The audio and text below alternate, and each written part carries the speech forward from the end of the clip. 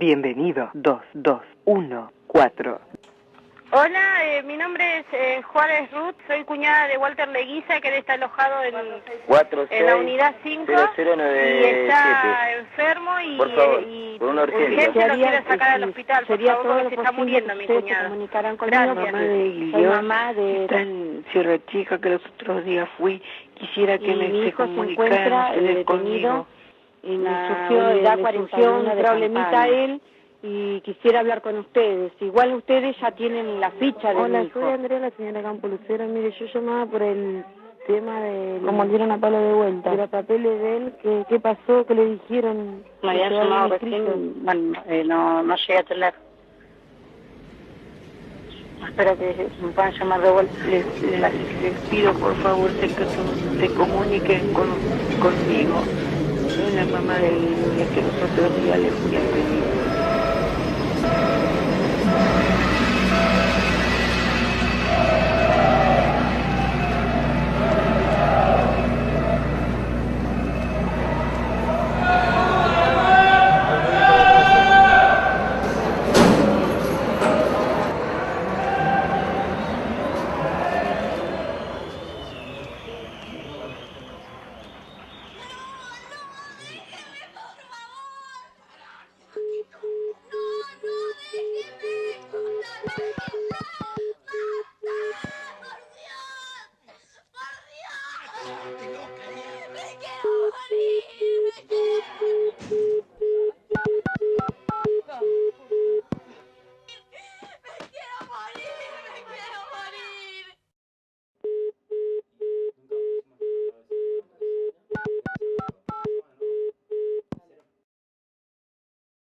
Bueno, la Comisión por la Memoria nace en la provincia de Buenos Aires cuando se descubren los archivos de inteligencia de la policía bonaerense, archivos que estaban en este edificio que era la sede de inteligencia.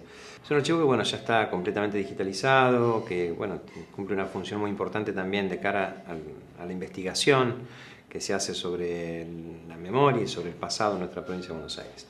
Es decir, la mirada estaba puesta sobre todo aquello que podía cuestionar el orden establecido, es decir, lo que se persigue, lo que se individualiza para seguir, espiar y controlar, es aquello que puede alterar el orden establecido. Siempre la identificación de un enemigo, ¿no? Un enemigo interno al que se demonizaba, al que se deshumanizaba, y entonces es un enemigo interno que puede ser pasible de todo tipo de vejaciones, de torturas, de malos tratos, porque no es humano. Se le restó la condición de humanidad.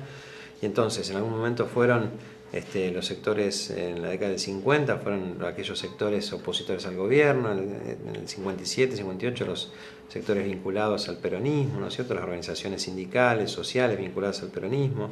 En toda la época previa a la dictadura fue así, digamos, esos son los sectores que se perseguían, organizaciones estudiantiles, sindicales, sociales. Y esto fue, bueno, en la época de la dictadura, por supuesto que se incrementó y el caudal de información es muy importante que hay en el archivo, vinculado con diferentes mesas, así lo clasificaban ellos, que eran mesas de, bueno, organizaciones sociales, culturales, partidos políticos, agrupaciones estudiantiles.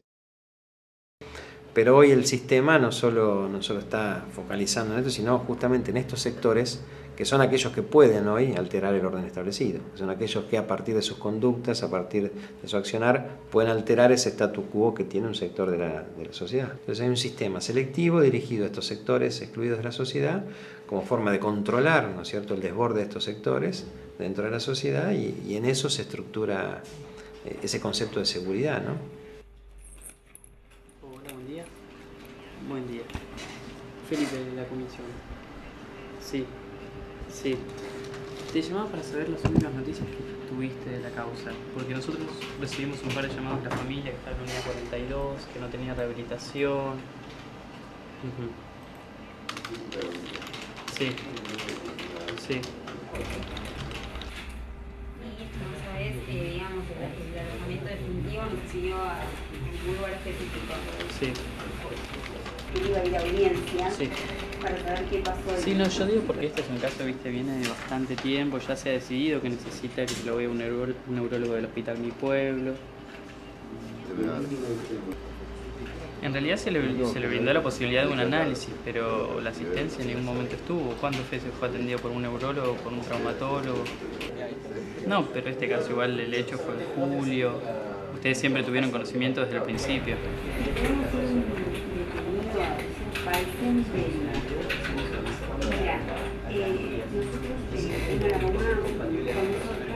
Sí, lo que pasa es por ahí, nosotros pensamos solicitar ya que se le brinde atención extramuros definitiva, que se lo interne en un hospital y que se le dé la operación y se ordene la operación.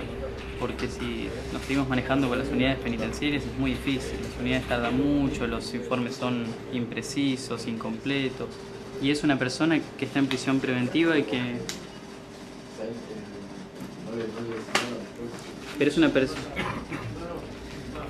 No, pero los médicos ya han hecho sus informes, que necesita rehabilitación, que necesita ser intervenido quirúrgicamente. Es una persona que está en prisión preventiva y prácticamente no puede mover ninguno de los dos brazos también. Hay que tener eso en cuenta. Pues nosotros también nos fijamos en eso. Así que bueno, que se ordenó la atención médica. Escúchame, tenemos una urgencia con este chico Zúcaro. ¿Viste el pibe de la planta transmisora? Sí, me llamó Sebastián Montiel, que hizo una denuncia penal porque lo mataron a palos en Junín.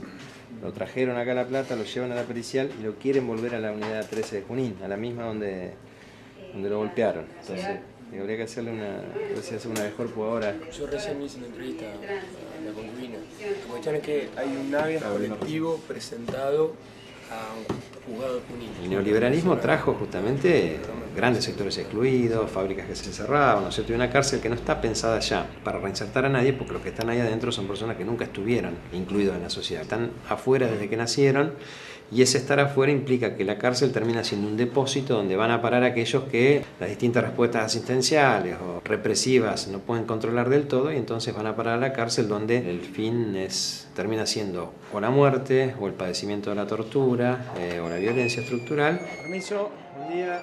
Buenos días. Y ninguna posibilidad de salir diferente, ¿no? Andaba buscando una causa B62043. 62043. Sí. Para el Poder Judicial, la tortura es mejor llamarla apremios ilegales. Esto permite beneficiar con la excarcelación o las medidas alternativas a los agentes penitenciarios que claramente llevan adelante prácticas de tortura. Con relación al caso de estos chicos, que son chicos, veo que es una causa donde se sigue toda la investigación por torturas en una comisaría, entonces le vamos a dejar un escrito a ver si...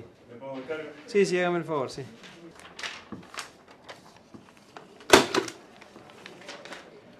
En marzo de 2010 se alojaban en las cárceles y comisarías bonaerenses 30.132 personas. En 2009 se presentaron 1.024 habeas corpus individuales denunciando situaciones generales de tortura. Se informaron 7.481 casos de violencia, son 623 hechos violentos por mes. En el año 2009 murieron 116 personas en las cárceles provinciales, es decir, cada mes mueren 10 personas. O sea, en las cárceles cada 2 días y medio muere una persona. Sobre 11.000 denuncias judiciales contra fuerzas de seguridad ocurridas entre los años 2000 y 2008 por delitos contra detenidos o contra personas en la calle, solo 110 llegaron a juicio, o sea, el 1%. ¿Y le podemos hacer repaso a las cosas que nos faltan de datos para el informe? De paso. Perfecto. Bueno, empecemos con el Santiago, el asesinato del chico este. El caso de Domínguez era un pibe que supuestamente se había suicidado en comisaría. De acuerdo a la pericia policial había dado que sí, que había sido una asfixia de no sé qué tipo, digamos, cuando después, bueno, se pudo reconstruir que se trató de una asfixia mecánica, o sea, lo ahorcaron. Pero se habían perdido toda la parte esta, que se la habían sacado y se la habían sustraído directamente del cuerpo. Y lo peor, ¿no? De lo más grave de esto es que Martín, el fiscal, confió en la policía, digamos, en la investigación. Digamos. Eso ya hace que todo se haya hecho... Bueno, todo tiene una sospecha, digamos. Lo parecido de este caso es cómo colabora una mala investigación y que es delegada en la policía, Digamos, que después no se puede averiguar la verdad. En situaciones puntuales donde pareciera que la policía tiene alguna vinculación e interviene la policía, lo que se ha visto son situaciones de encubrimiento muy concretas, ¿no? Sí. Yo soy de un pueblo que está muy cerca del Río de la Plata, ¿no? Un pueblo donde, digamos, las vacaciones eran ir al Río de la Plata a bañarnos.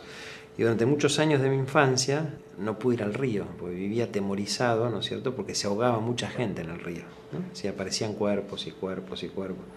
En el Río de la Plata, personas que teóricamente la versión, el discurso que se construía en la comunidad era que las personas se ahogaban porque no sabían nadar, ¿no? Entonces, bueno, eso me impactó mucho siempre, digamos, me generó a mí siempre una duda, un interrogante, decir, bueno, ¿por qué la gente se ahoga? Si yo iba al río veía que eran 200 metros con el agua que me llegaba a los tobillos, ¿no es cierto? Era la gente víctima de los vuelos de la muerte, ¿no? Es decir, en las costas de Punta Indio, que es concretamente donde soy, aparecieron más de 60 cuerpos durante la época de la dictadura, cuerpos que eran tirados de los aviones.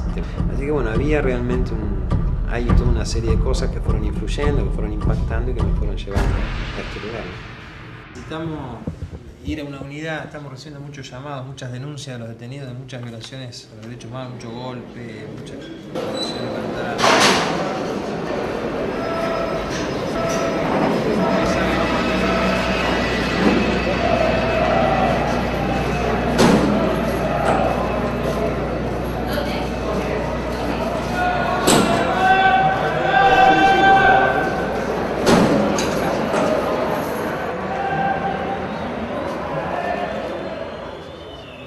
¿No querés hacer denuncia sobre la golpiza o no? ¿Qué querés hacer?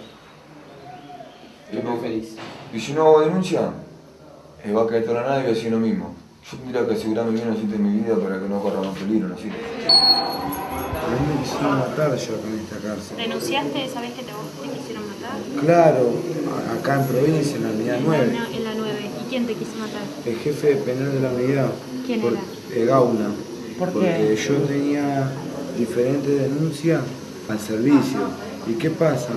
A mí, sin importarle de que yo tengo denuncia a todos los servicios penitenciarios bonaerenses, me tienen dando vuelta en todos los penales de acá. Y a raíz de eso, a mí me están pasando muchas cosas.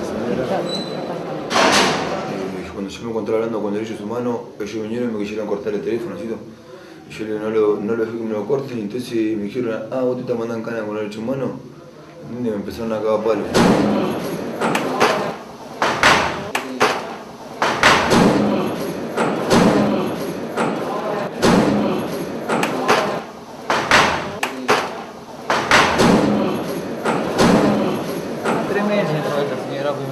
Yo llevo 7 años preso, ¿me entiendes? Y está bien, tengo un legajo así, pero porque los 7 años que tengo la policía me hizo la guerra y tengo montones de cosas. Y la verdad tengo miedo, ¿entendés? Tengo miedo de que ahora me metan a los buzones, me vengan, me caguen a palos, me cuelguen en una ventana, lo que me pase.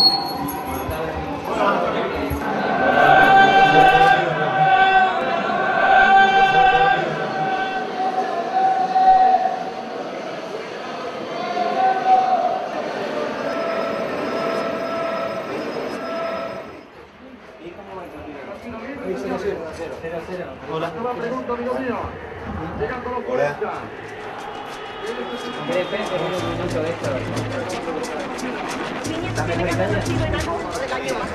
Hasta ahora no he podido saber nada de él. Nosotros solamente queremos saber dónde están nuestros hijos.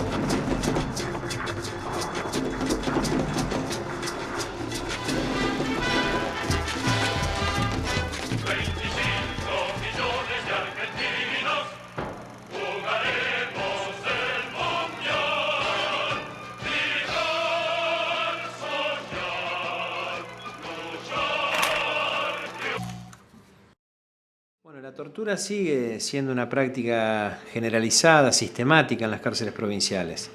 El submarino seco, el submarino húmedo, los palazos, las golpizas, la picana eléctrica, los traslados constantes, las duchas de agua helada, los manguerazos de agua helada, el aislamiento como castigo, todas estas constituyen prácticas de tortura que se dirigen hacia las personas detenidas. El pasaje de corriente eléctrica, la tortura con la picana eléctrica se sigue utilizando en las cárceles provinciales.